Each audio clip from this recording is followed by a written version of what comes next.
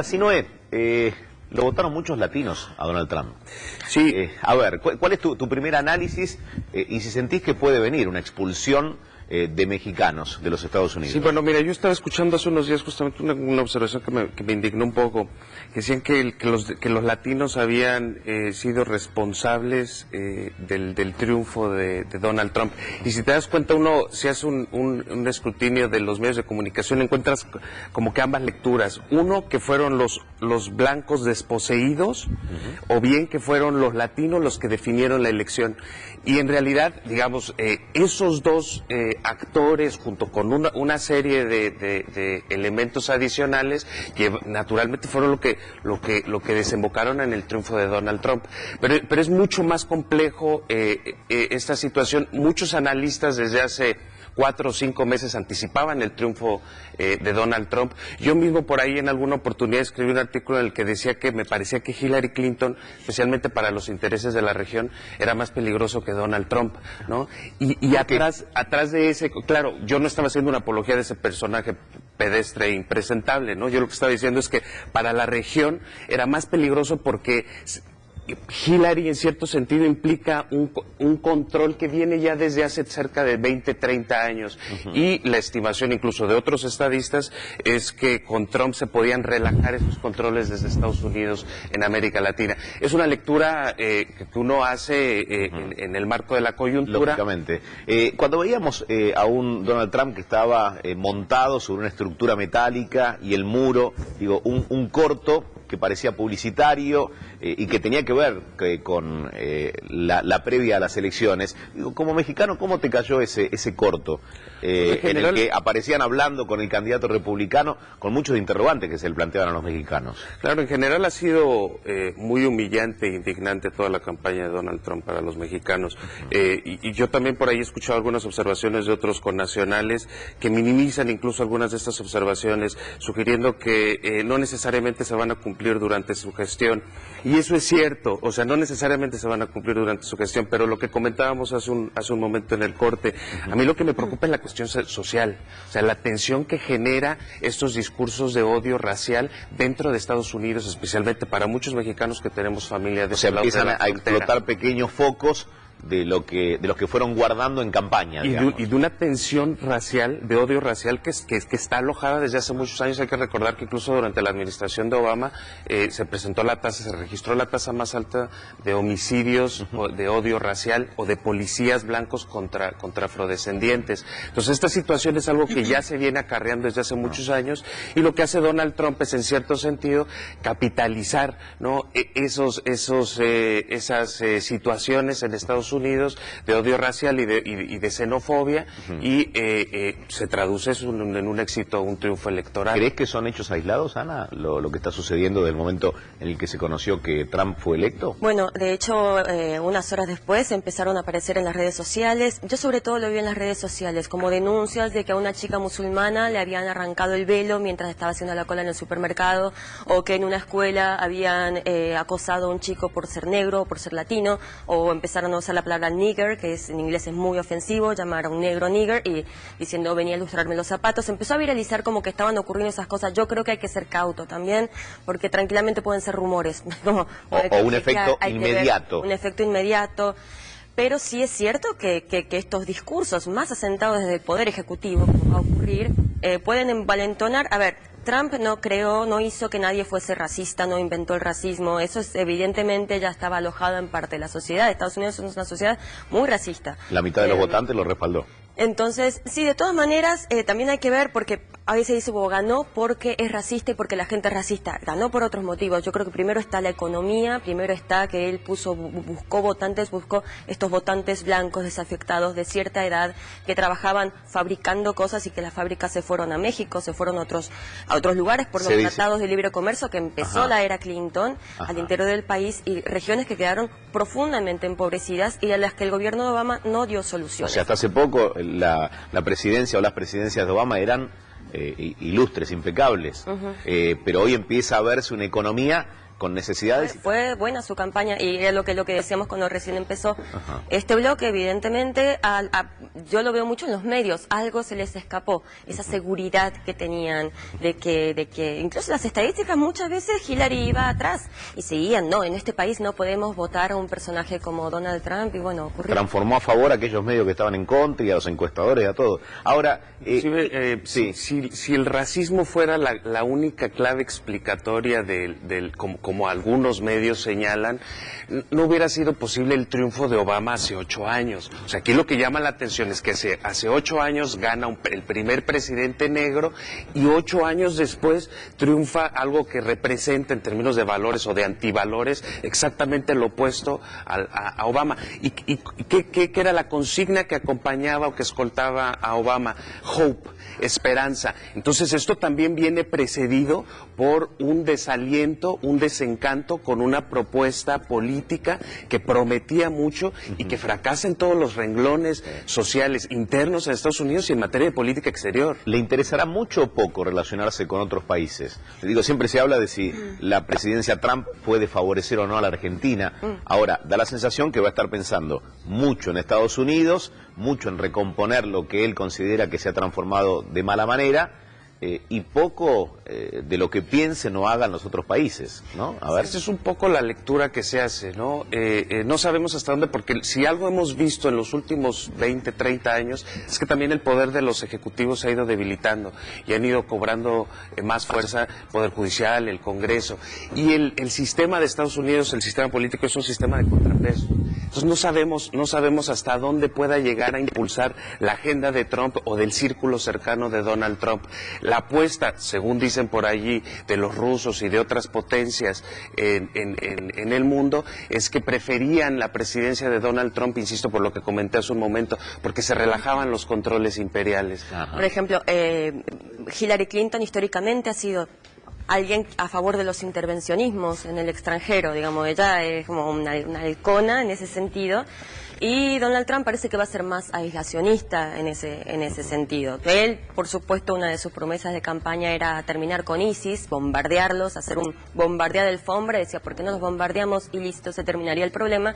Bueno, de todas maneras, como comandante jefe de las Fuerzas Armadas, hay cosas que puede hacer sin consultar a nadie. O sea, para eso sí tiene un poder casi absoluto, para otras un cosas poder no. absoluto, para otras cosas no, lo cual está muy bien en la democracia estadounidense, como que esas cosas se supone. Vamos a ver ahora, a poner a prueba esa institución, ahora se pone a prueba, ¿no? Ajá. Realmente hay cosas que todavía son impredecibles. Con respecto al tema de los latinos, le pregunto a los dos lo siguiente. ¿Puede existir esta posibilidad, yo lo analizaba muy personalmente, de que hay una masa muy importante de latinos que hoy tienen regularizada su situación en los Estados Unidos, que ya pasaron a estar con la legalidad absoluta? Y hay muchos que están intentando llegar a esa legalidad en los Estados Unidos. ¿Puede ser que aquí también haya habido un conflicto en cuanto a cómo votar? Porque aquel que está adentro no quiere que lo dejen afuera, y aquel que quiere quedarse adentro No quiere que tiene entren más. miedo que entren otros latinos y que ellos se tengan que ir. Puede ser también que ello haya impulsado un poco a un importante sector un grupo latino para que lo vote, claro. a acompañarlo a Trump. A ver. Eso es un poco como decir, "Buah, es raro", no puede ser, la Es verdad una es que actitud egoísta, yo no ¿no? sé. Había, por ejemplo, sí hubo algunos análisis que afirmaban que, bueno, muchos cubanos viviendo en Florida no les gustó en absoluto el gesto que tuvo Obama este año, yendo a la isla por primera vez en tantos años, no les gustó. Entonces esa es una de las razones por las que podrían haber votado contra una administración que quiere acercarse a una Cuba todavía regida por los Castro, ¿no? Esa es una lectura. Con respecto a si un latino no quiere que entren más latinos, yo la verdad que no lo sabría, no sé qué pensás vos, pero no lo sé. Yo creo que sí, pero no creo que haya sido definitorio. No, yo no tengo definitorio, pero que Claro, ha no creo que haya influido. sido Que acompaña a otro definitorio. grupo que votaron respaldando a Trump. Digo, eso es histórico. Incluso algunos de los sectores más conservadores en Texas, por ejemplo, son de mexicanos que son segunda o tercera generación, Claro. ¿no? O de estos mexicanos que quedaron atrapados incluso del lado de Estados Unidos desde el siglo XIX, ¿no? Cuando pierde la mitad de su territorio México. Sí son sectores muy refractarios, incluso a el asunto de la migración y de la latinidad. pero, insisto, no creo que haya sido definitorio para la elección. En términos de la participación electoral de los latinos en esta elección, a mí me parece que fue más bien ciertos sectores indignados con el establishment y con algunas de las políticas de los demócratas los que apoyaron la candidatura de Donald Trump, ¿no? Una parte del exilio cubano, una parte del exilio venezolano, ¿no? Y algunos de los sectores de la derecha conservadora latinoamericana que se alojan en algunos estados, principalmente como Florida. Yo allí identificaría, digamos, la influencia más significativa del voto latino conservador o a favor de Trump en esta elección. Les propongo que veamos este video, ¿sí? Y después hablemos un poco de qué trabajos hacen los latinos, digo, porque puede haber mucho de mito y mucho de realidad, o un poco y un poco, ¿no? ¿Qué trabajos hacen los mexicanos en Estados Unidos? ¿Qué trabajos hacen los latinos en general? Pero vamos a ver este video.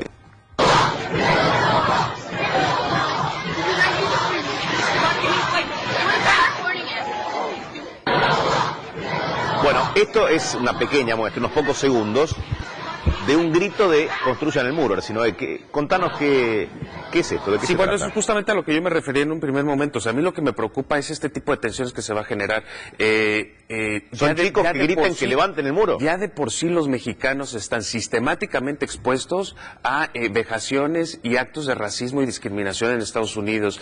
Ahora imagina lo que puede pasar en este contexto. Es un caldo de cultivo, estos discursos de odio racial y señaladamente antimexicanos. Y esto se va a traducir naturalmente en este tipo de reacciones. Son chicos estadounidenses que piden que el muro sea cada vez más alto. Que tienen muy poco conocimiento de lo que está pasando realmente, y no es por hacer una discriminación por su cuestión de edad, pero que tienen poco conocimiento de lo que realmente está pasando en el mundo, pero que se empapan más bien de la cuestión en un renglón emocional, sensorial, y lo que sienten es eso, lo que sienten es un desprecio hacia el otro. Carcelario, en ¿no? general, carcelario. y hacia el mexicano en particular, si son claro, tiene esa connotación. Sí, eso es lo peligroso, o sea, cómo estas cosas envalentonan, cómo estas cosas usan una palabra ya para describir a Donald Trump, que es el de bully, o sea, una persona que hace bullying, digamos. ¿Cómo puede ser que haya ganado este bully, esta persona que acosa, que ha basado su campaña en mentiras flagrantes, digamos? Por ejemplo. Uy, una de ellas, por ejemplo, en uno de sus últimos rallies antes de la votación, en Arizona, dijo que si ganaba Hillary Clinton con su política de fronteras abiertas, lo cual no era correcto, no iba a tener una política de fronteras abiertas, pero él se dedicaba a decir que la presidencia de Hillary Clinton iba a abrir la frontera, lo cual no era cierto. Bueno, iban a entrar en solo una semana 300 millones de inmigrantes. O sea, 300 millones. ensayó un cálculo. Ensayó un cálculo y unas horas después le tocó en otro estado y ya había aumentado la cifra a 350 millones. Todo eso está grabado. Era una persona, y francamente que también sucedió esto.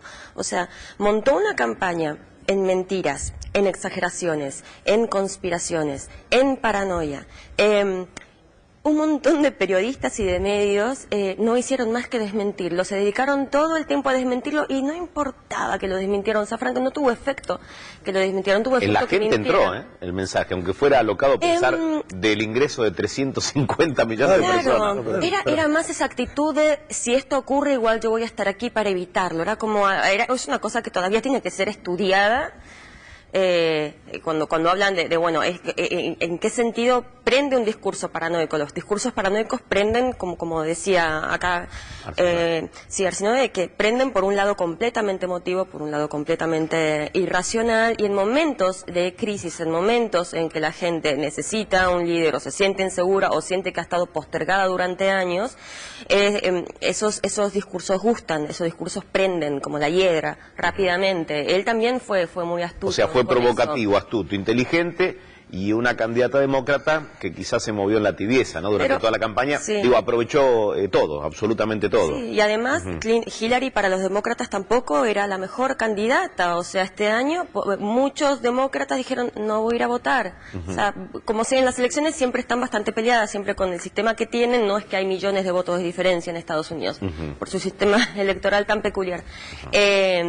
Pero no era una candidata que levantara entusiasmo. Trump levantó entusiasmo. Los que decidieron votar a Trump fueron a votar entusiasmados. Los que fueron a votar a Hillary, no tanto. No tanto. Hablaba yo de similitudes, ¿no? La carrera artística la acompañó a Hillary, no alcanzó. Sí, a mí me parece que también la crítica contra Hillary fue muy tersa y omisa, ¿no? Allí me pareció que todas las críticas estaban dirigidas contra Donald Trump y no se atendía esa trayectoria, por ejemplo, en América Latina de Hillary, que es una historia de criminalidad. O sea, ella fue la que diseñó el Plan Colombia, que dejó un baño de sangre, apoyó, respaldó abiertamente el golpe de Estado que derrocó a Manuel Zelaya en Honduras, que después se tradujo en el asesinato de Berta Cáceres, una de las activistas más importantes de Centroamérica.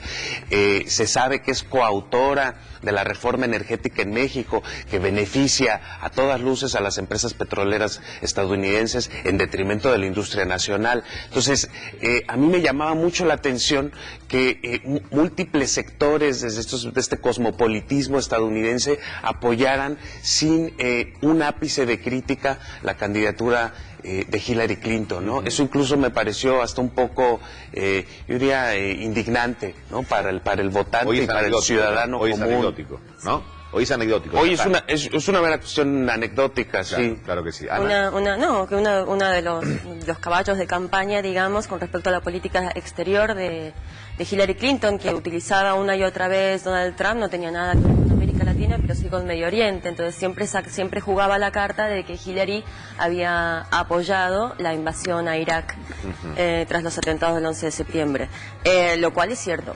No me cabe duda de todas maneras que Trump también lo hubiera hecho. Lo gracioso era que Bush estaba en el poder cuando, digamos, le indigaba todo eso a Hillary como si ella hubiera sido presidente en ese momento, pero bueno, después fue secretaria de Estado de Obama. O sea, ella digamos, es como el establishment, es lo que ya se conocía y lo que también causaba en una gran porción de la población, que fue la que salió a votar y votó por Trump, un malestar. También la veían como una mujer elitista, como una mujer snob, le solían decir que era una snob, y estos artistas de Hollywood, además, como Robert De Niro, como Leonardo DiCaprio, también son un tipo de actor snob, digamos, un tipo de actor que que han hecho películas como muy importantes o más de culto, no tan comerciales, no tan... Y eso molestaba a muchos votantes, esa actitud de superioridad que tenía, eso también lo supo explotar Donald Trump. Se combinó absolutamente todo, ¿no? Sí. Claro. Y el fenómeno republicano está a punto de sí, hay que ver de quién se rodea, ¿no? Claro. Donald Trump, con respecto, obviamente, parece que de la ala dura de los republicanos o de neoconservadores que ya estuvieron también en la administración de Bush hijo, parece que esos van a ser sus... Sí, para cerrar, para cerrar. Bueno, yo creo que también habría que sacar el tema de lo estrictamente político electoral y trasladarlo hacia otro terreno, porque yo veo que todo el mundo se concentra estrictamente en ese asunto, en ese renglón.